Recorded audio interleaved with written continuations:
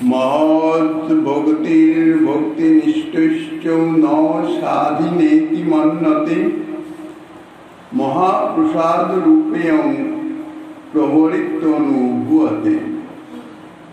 कलियुग पावन अवतार परम करुणामय श्री गौरांग सुंदरे परम अंतरंग प्रिय पार्षद वर्ज पूज्यपाद श्री सनातन गोस्वामी पाद ताहार श्री बृहद भागवतामृतम नामक श्री ग्रंथेर द्वितीय खंडेर तृतीय अध्याये मुक्तिलोके अवस्थित गोप कुमार के वैकुंठ पार्षदगणे जे भक्ति महिमा कथन ताहाई वर्णना करितेछेन।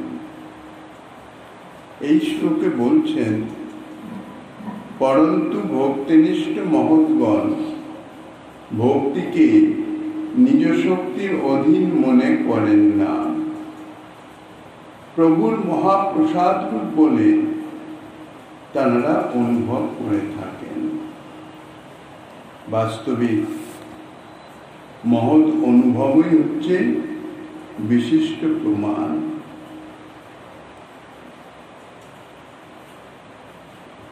ইতর বার্তাদির মতন অর্থাৎ জগতের জীব যেমন জাগতিক বিষয়ে ইন্দ্রিয়ের যে প্রকার, ইন্দ্রিয়ের যে ব্যবহার অর্থাৎ চক্ষু কর্ণ নাসিকা ইত্যাদি জাগতিক বিষয়ে যেমন ব্যবহার করে, বাগেন্দ্রিয় জাগতিক বার্তালাপে মগ্ন থাকে, যখন ভগবান নাম কীর্তনাদি ভগবত কথা আদি তাহাও তো বাগেন্দ্রিয়ের দ্বারাই উচ্চারিত হচ্ছে। তাহলে এ দুটোর মধ্যে পার্থক্য কি? যদি নিজের ইন্দ্রিয় বিষয়ের ব্যাপার বলে ভগবত নাম ইত্যাদিকে মনে করা যায়, তাহলে তাহার ভক্তি হয় না। নবীন সেবক যারা, গতকাল এই বিষয়ে আস্বাদন করা হয়েছে, যাহারা ভজনে প্রবৃত্ত হয়েছে তাহাদের উৎসাহ বর্ধনের নিমিত্ত যদিও অপ্রাকৃত ভক্তি দেবী বা ভক্তি অঙ্গ শ্রবণ কীর্তন আদি সবই অপ্রাকৃত, প্রাকৃত ইন্দ্রিয়ের সাধ্য নাই যে তাহা অনুষ্ঠান করেন। কিন্তু নবীন সাধকের তাদের উৎসাহ বর্ধনের জন্য এটি ভক্তি মহারাজের একটি অসীম করুণা। ধীরে ধীরে ধীরে ধীরে তাহারা সে বিষয়ে আকর্ষিত হয়ে, আর ভগবত ভজনের একটা বিশেষ মহিমা তো আছে। বস্তু তত্ত্ব, বস্তুর গুণ যেমন প্রকাশিত হয়, সেই রকম অপ্রাকৃত চিন্ময় ভগবত নাম গুণাগুণ শ্রবণ কীর্তন সে যেভাবেই হোক, ভক্তি মহারানীর কৃপাতেই হোক, মহৎ কৃপাতেই হোক, তার একটা মহিমা, একটা শক্তি তো আছে। তার ফলে তার কি হয়, ধীরে ধীরে চিত্ত শুদ্ধ হতে থাকে, যদি না অপরাধ সঞ্চারিত হয়ে যায়। সরল সহজ স্বাভাবিকভাবে যদি ভজনে রত থাকা যায়, অন্তরে যদি কোনো অভিমান অর্থাৎ ভজন অভিমান, তত্ত্ব কিন্তু অপ্রাকৃত ভগবত ভজন ভক্তি অঙ্গ সবই অপ্রাকৃত, জীবের সাধ্য নাই তাহা সে সাধন করে। তিনি করুণা করে আমাদের ইন্দ্রিয়াদির মাধ্যমে তিনি সাধিত হচ্ছেন। এই হচ্ছে প্রকৃত সত্য তত্ত্ব কথা। কিন্তু সেইটি সম্বন্ধে না বুঝে না জেনে যদি মনে এই অভিমান আসে যে আমি ভজন করিতেছি, তাহলে কি এই অভিমানের ফলে তার ধীরে ধীরে অপরাধ সঞ্চারিত হয়ে যায়। কোথা দিয়ে যে কিভাবে অপরাধ হবে তা সে বুঝতেও পারবে না। আর অপরাধ হলে হয় কি, ভক্তি অঙ্গ যাজিত হয়ে যাচ্ছে ঠিকই, কিন্তু ভক্তি হয় না। সেখানে ভক্তি স্থগিত হয়ে যায়, ভক্তির ফল প্রকাশিত হয় না, ভক্তির যে মহিমা তাহার প্রকাশিত হয় না, তাহার চিত্ত আর শুদ্ধ হয় না।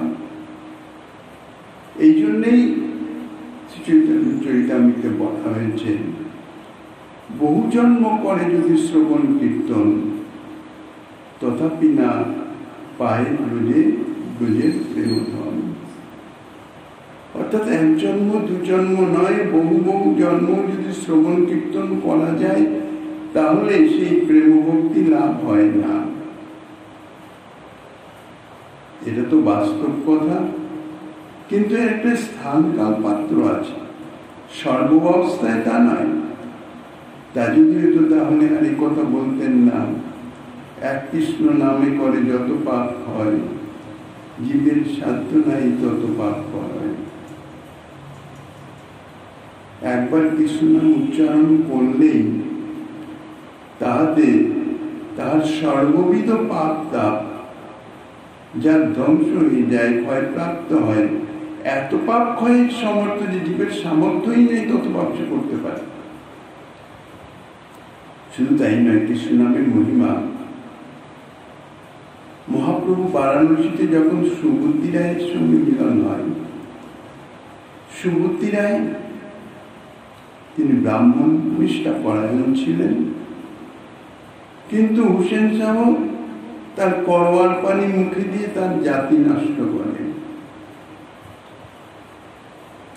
তিনিও হয়তো চাইছিলেন যে সংসারে আর থাকবো না, এখন তার জাতি নাশ হয়ে গেছে, সমাজ তো তাকে আর গ্রহণ করবে না, তার জল চলবে না। তাই তিনি চলে এলেন বারাণসীতে। বারাণসীর সমস্ত তৎকালীন দিনে বারাণসী ছিলেন শাস্ত্রীয় সিদ্ধান্তের সারপীঠ বলতে গেলে। নিজের অবস্থা জানালেন, এই অবস্থা আমাদের কি প্রায়শ্চিত্ত আছে। বারাণসীর বিশিষ্ট বিশিষ্ট শাস্ত্রজ্ঞ পণ্ডিতগণ তাহারা বিধান দিলেন, তপ্তঘৃত পান করে প্রাণ ত্যাগ করাই হচ্ছে এক প্রায়শ্চিত্ত। সুবুদ্ধি রায়ের অন্তরে কিছু ভক্তি ভাবনা ছিল, তিনি প্রায়শ্চিত্ত করে ভগবত ভজন করতে অভিলাষী। তপ্তঘৃত পান করে প্রায়শ্চিত্ত হয়তো করা যাবে, কিন্তু প্রাণ যদি না থাকে, ভগবত ভজনই যদি না হয়, তাহলে আমি প্রায়শ্চিত্ত করবো কেন? প্রায়শ্চিত্ত করে আমার লাভ কি?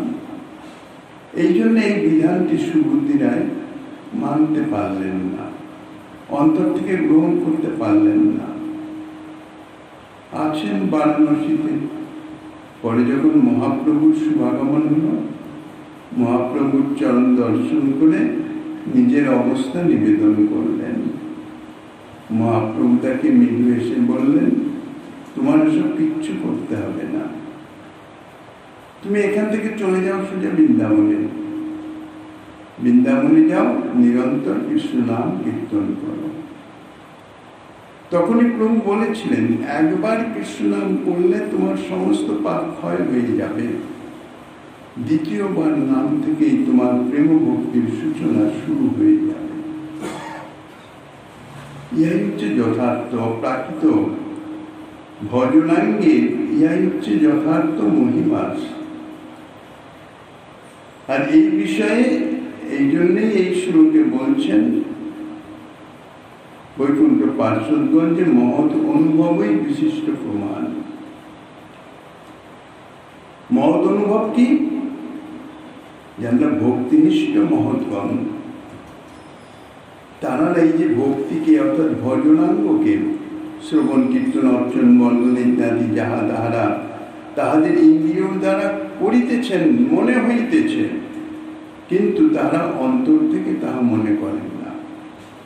অর্থাৎ এই যে শ্রবণ কীর্তন বা আনুষঙ্গিক বা অন্যান্য ভজনাঙ্গ যাহা ইন্দ্রিয়ের দ্বারাই সাধিত হয়, কিন্তু ভক্তিনিষ্ঠ মহৎগণ অনুভব করেন যে ইহা আমার ইন্দ্রিয়ের অধীন নয়, আমার সামর্থ্য নাই যে আমার জিহ্বায় ভগবত নাম উচ্চারিত হয়, ভগবত কথা উচ্চারিত হয়।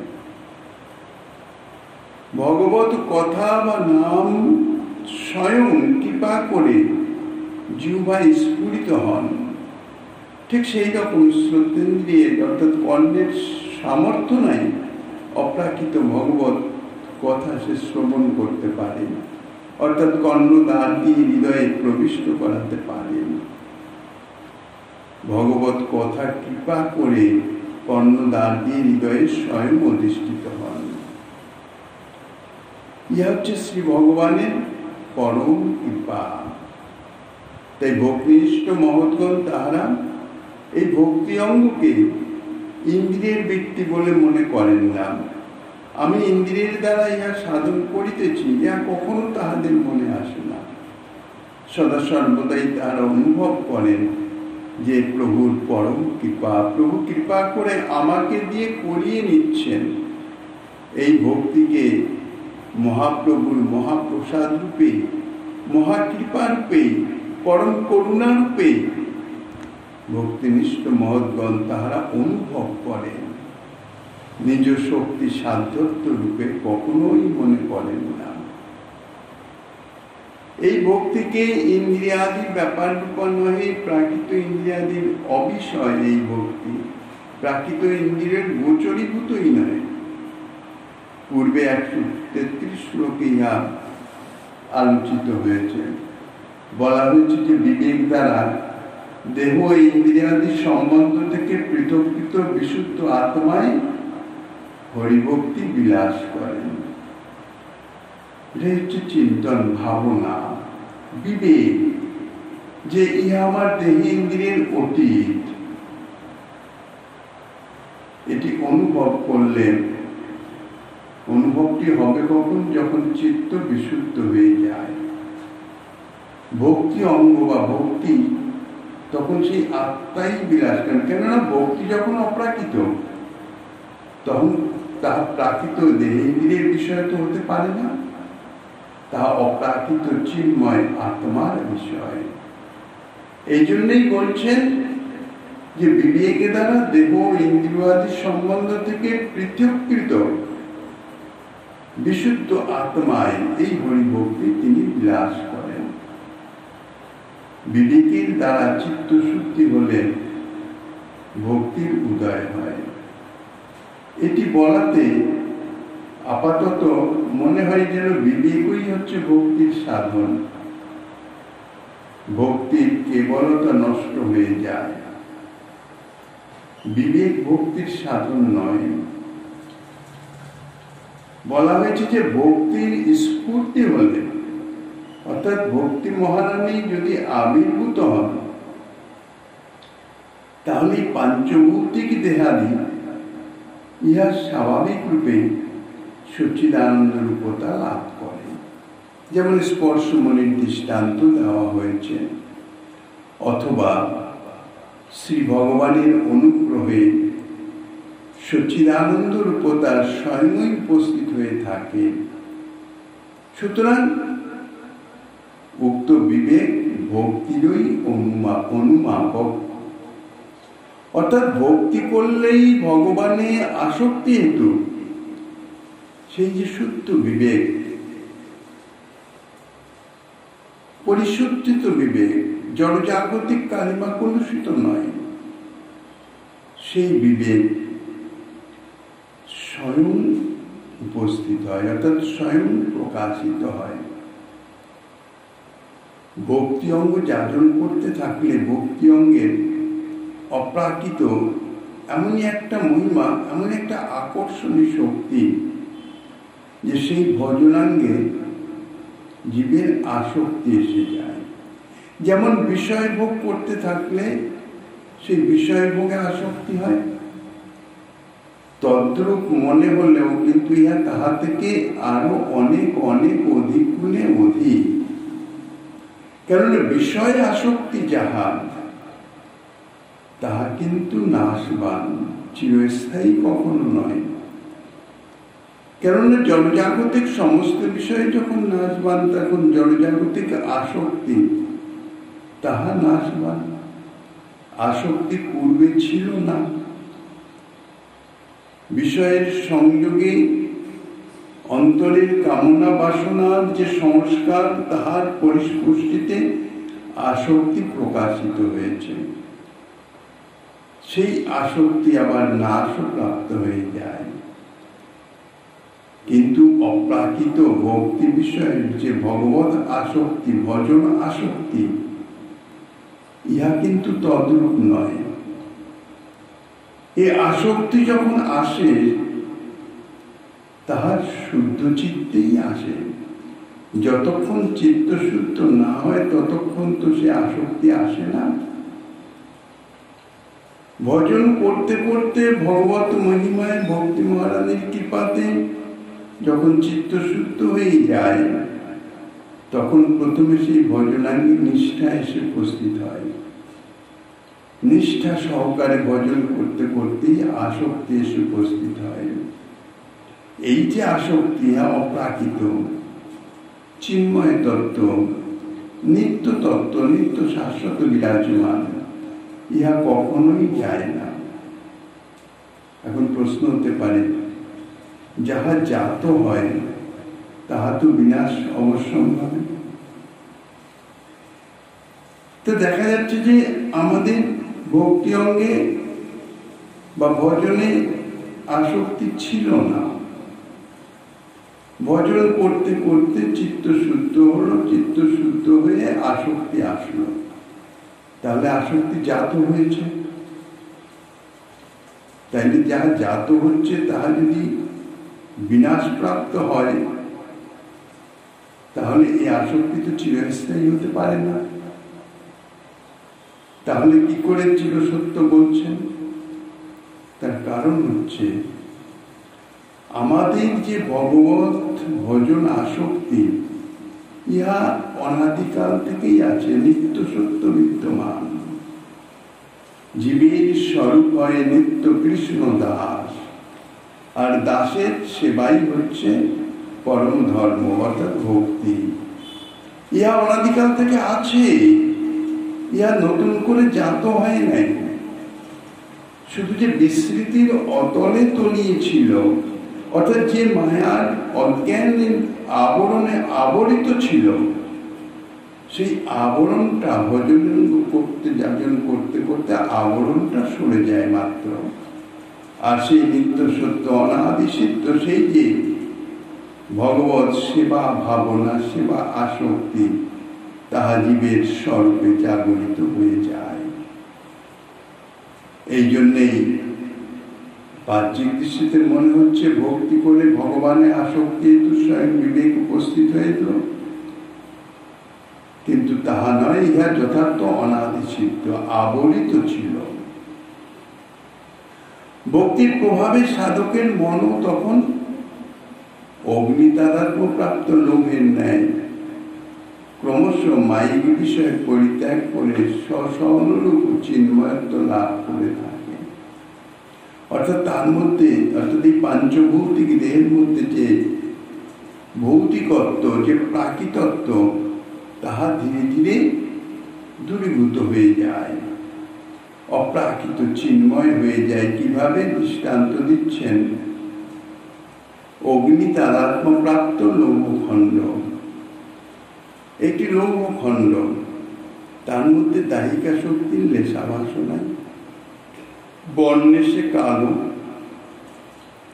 যদি অগ্নির মধ্যে তাহাকে স্থাপনা করা যায়, অর্থাৎ অগ্নির সাহচর্য প্রাপ্ত হয়, তাহলে কি হয়? ধীরে ধীরে ধীরে ধীরে অগ্নির যে শক্তি, তাহা তাহাতে সঞ্চারিত হতে থাকে, এবং ধীরে ধীরে অগ্নির দাহিকা শক্তি এবং অগ্নির যে লালিমাত্র যে বর্ণ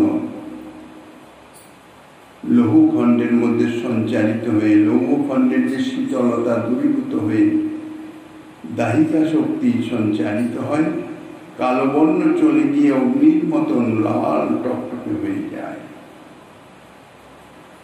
ঠিক সেই রকম ভাবে ভক্তি প্রভাবে সাধকের মন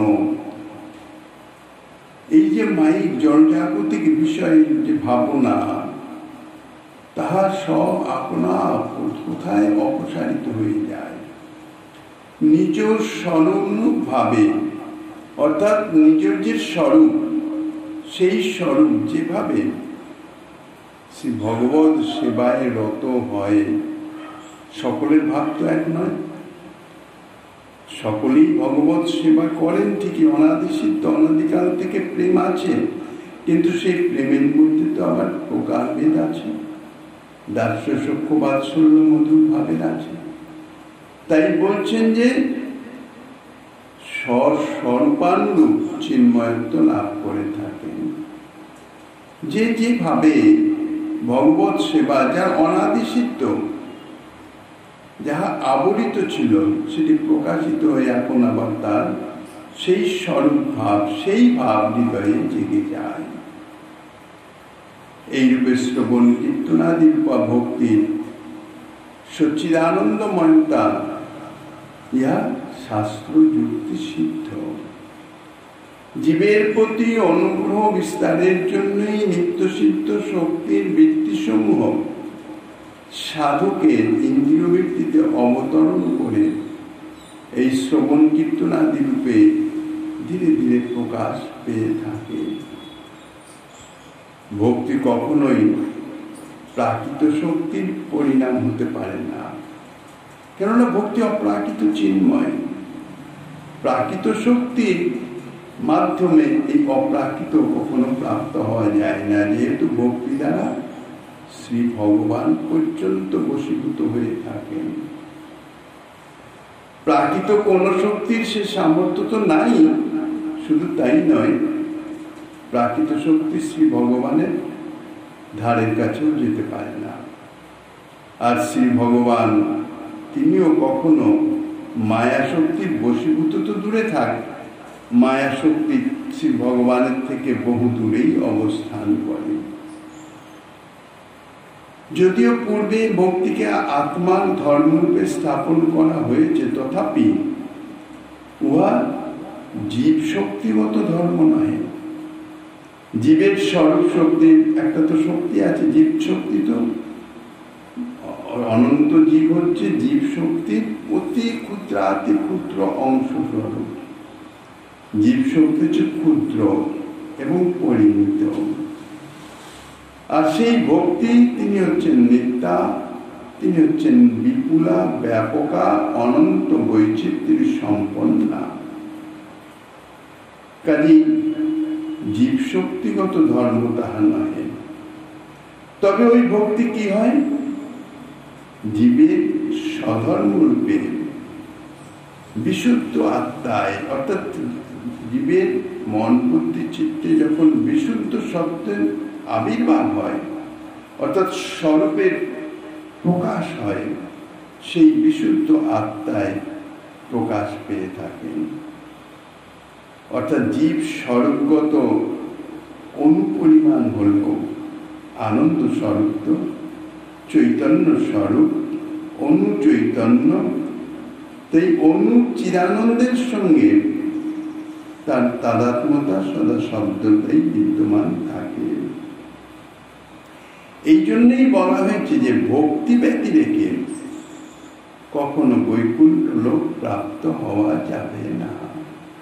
বৈকুণ্ঠ লোক অর্থাৎ ভগবত ধাম, অপ্রাকৃত চিন্ময়, তাহা ভক্তি ছাড়া, অর্থাৎ ভক্তি যদি তাহার সেই স্বরূপে অর্থাৎ আত্মাতে আবির্ভূত হয়ে পারে, তাহলে সেই ভক্তি ভাবিত আত্মা তাহা ভগবত ধাম প্রাপ্তির যোগ্যতা লাভ করে।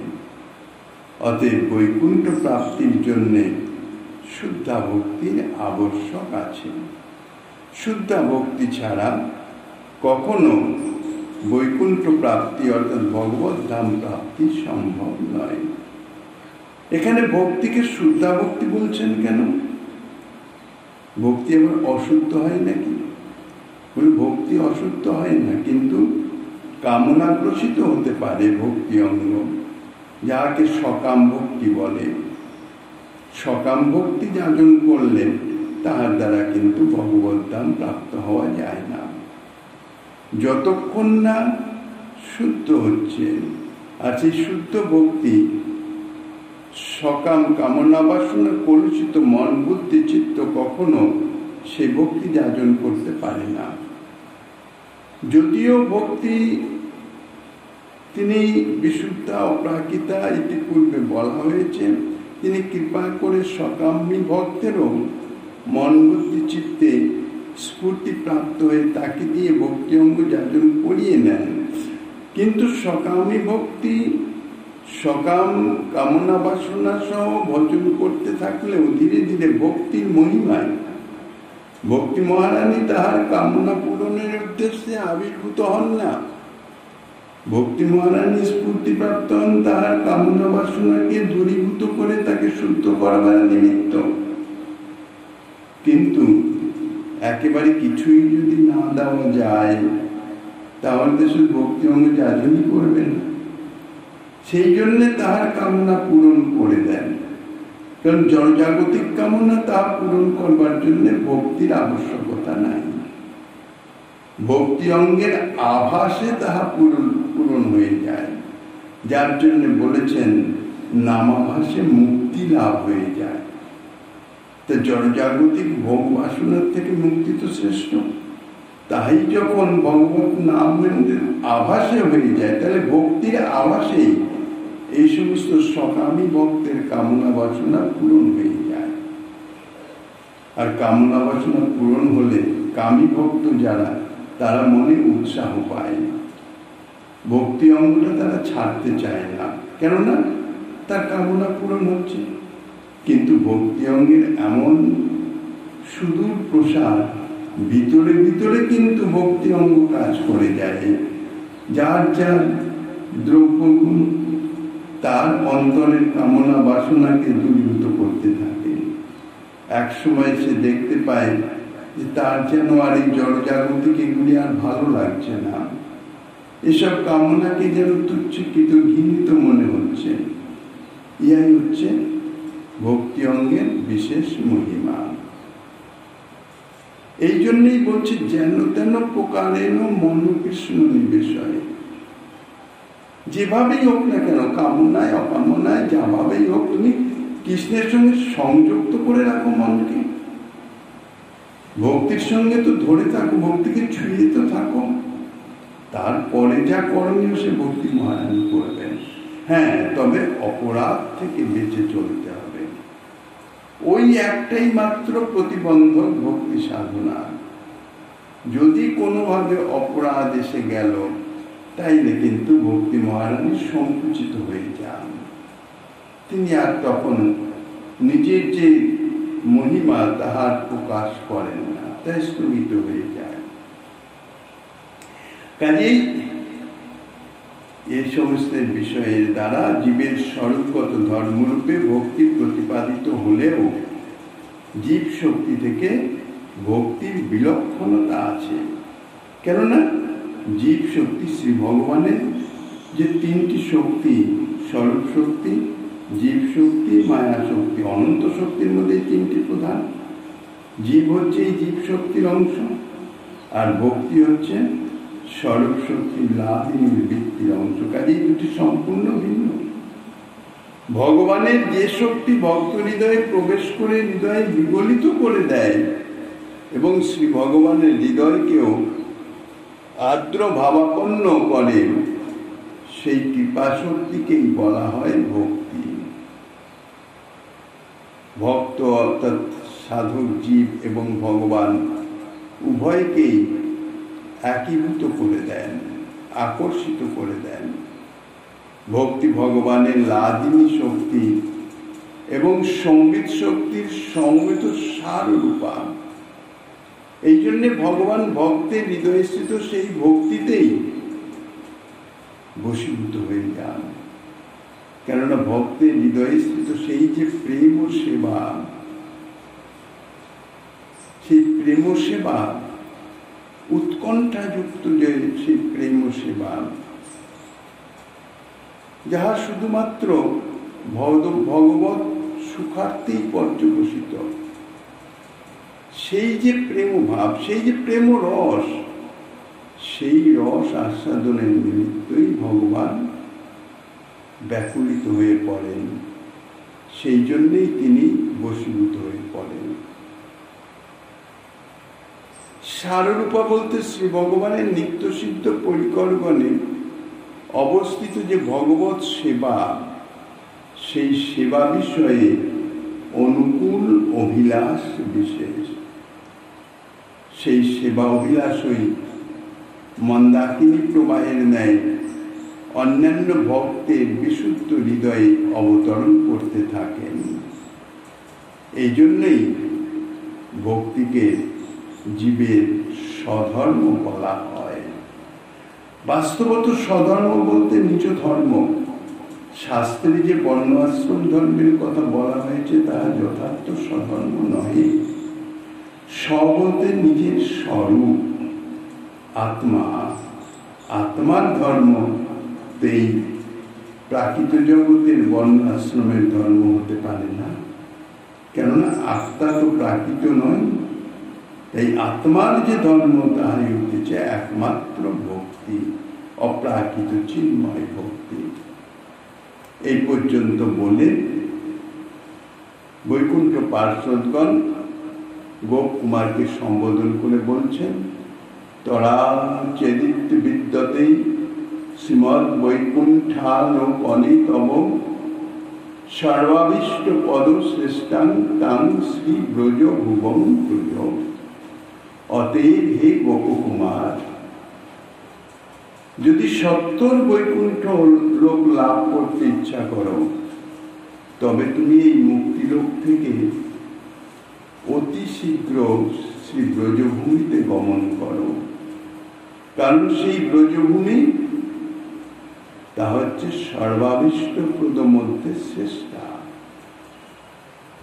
যাহারা সর্বাভীষ্ট, সকল রকমের অভীষ্ট প্রদানের সমর্থক, তাহাদের মধ্যে এই ব্রজধাম, ব্রজভূমি হচ্ছেন সর্বশ্রেষ্ঠা।